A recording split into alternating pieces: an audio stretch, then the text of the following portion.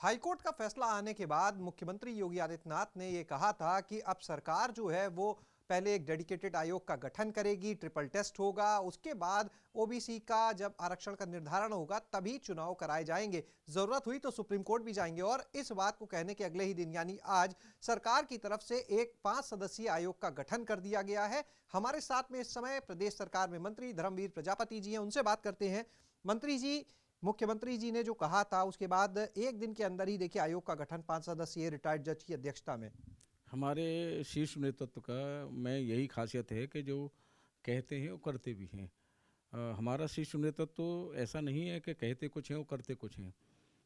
कल ही हमारे माननीय मुख्यमंत्री जी ने कहा था कि हम इस पे अमल करेंगे, काम करेंगे और आयोग का गठन करेंगे, और आज उन्होंने गठन कर भी दिया। और सभी हमारे रिटायर हमारे उसमें अधिकारी लिए हैं।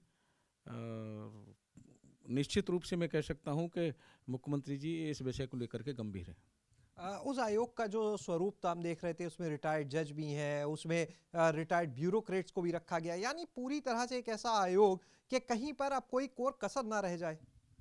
मैं मानता हूं कि बहुत मैंने जो नाम देखे हैं बहुत ही सक्षम और बहुत ही बुद्धिमत्ता से काम लिया गया है, और उसमें पूरी सूझबूझ के साथ ये निर्णय लिया गया है कि कहीं भी कोई आगे कोई कमी न रह जाए, और विधि विशेषज्ञों की राय लेनी हो राय लें और अपना अच्छे से इसको बेहतर तरीके से करें।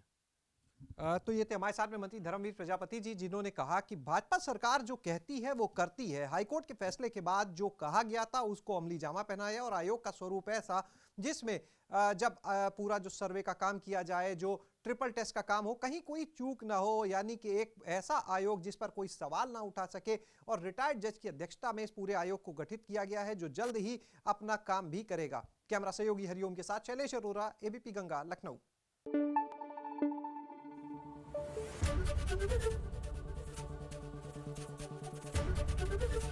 एबीपी गंगा, खबर आपकी, जुबान आपकी।